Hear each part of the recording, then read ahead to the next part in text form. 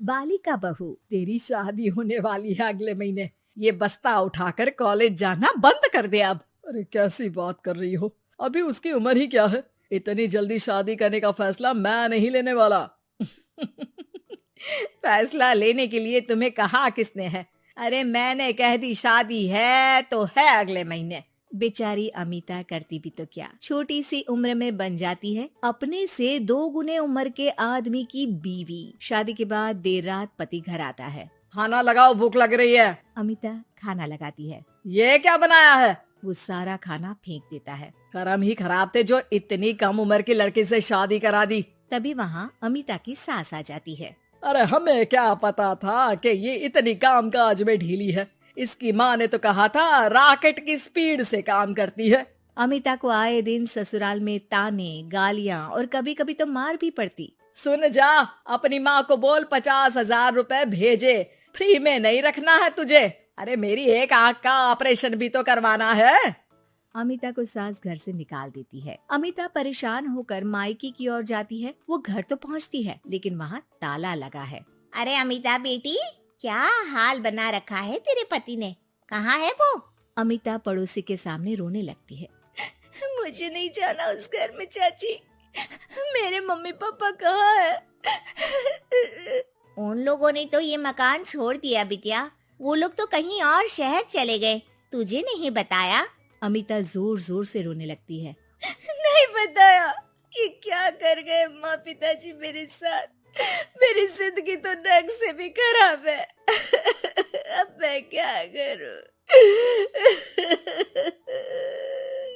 अमिता रोते हुए वहाँ से जा रही होती है कि उसे एक औरत मिलती है। अरे सुनो तो, रो क्यों रही हो? तो क्या करूं? हंसू? अमिता उस औरत को अपनी सारी कहानी बताती है। देखो, मेरा सिलाई का काम है। अगर तुम चाहो तो मेरे साथ ये काम कर सकती हो। बदले में मैं तुम्हें रहने की जगह, खाना और 1 दिन का 100 रुपया भी दूंगी। अमिता कुछ सोचती है और फिर उस औरत के साथ चल देती है। अब क्या था, अमिता की जिंदगी अपने मायके और ससुराल से दूर एक नए सिरे से शुरू होती है। रहना खाना फ्री होने के कारण अमिता रोज का पैसा बचा लेती। वो आसपास के लोगों के भी कपड़े सिलने लगी। और एक दिन सिलाई सेंटर की एक औरत कहती है, अरे वो साड़ी की कंपनी है ना, वो बिक रही है। पास बैठी अमिता सारी बात सुन रही थी। हाँ हाँ, बिक तो रही है, लेकिन उस बंद पड़ी मनहूस कंपनी को खरीदेगा कौन? तभी तो इतनी सस्ती बिक रही है, लेकिन कोई खरीदार नहीं है। फिर भी कितने की बिक रही है? अरे पूरे 5 लाख में मशीनों के साथ। लेकिन यहाँ कोई लेबर काम नहीं करेगा। पुराने मालिक ने किसी को पैसे ही नहीं दिए। उन लोगों ने कहा है कि जो नया मालिक आएगा वो लोगों को पैसा देगा। 5 लाख। अमिता घर आती है और अपने पैसे गिनती है, पूरे 3 लाख। अमिता सिलाई सेंटर वाली उस औरत के पास जाकर कहती है, चाची, मैंने इतने साल की कमाई में ये पैसे जमा किए हैं, पूरे 3 लाख है। वो बंद साड़ी की फैक्ट्री मैं खरीदना चाहती हूँ। अरे अमिता, पागल हो गई हो क्या? वो 5 लाख की बंद मनहूस फैक्ट्री खरीदेगी, फिर लेबर का बकाया पैसा देगी, और वो फैक्ट्री चलेगी कि नहीं ये भी कोई नहीं जानता। लेकिन अमिता नहीं मानती। वो उस औरत से कहती है कि वो उस फैक्ट्री को खरीदना चाहती है और खरीद कर ही रहेगी। औरत भी अमिता की मदद कर देती है और फिर अमिता के नाम एक साड़ी फैक्ट्री हो जाती है। शुभारंभ वाले दिन अमिता लेबर से कहती है, मैं इस फैक्ट्री को दोबारा खड़ी करना चाहती हूँ। आप लोग इसमें माहिर हैं। मैं नहीं जानती कि पहले वाला मालिक के काम करने का क्या तरीका था, लेकिन मैं अपनी योजनाओं के साथ आई हूँ। मेरे पास आप लोगों को देने के लिए अभी तो पैसे नहीं है, लेकिन मैं वादा करती हूँ 3 महीने में आप लोगों के पैसे ब्याज सहित आप लोगों को दे दूंगी। और ये क्या बात होती है? हम सारा दिन फिर से काम करें और पैसे ना मिले तो हम खाएंगे क्या? सिर्फ 3 महीने की बात है। वैसे भी आप लोग बिना काम के यहाँ नए मालिक के इंतजार में बैठे ही थे।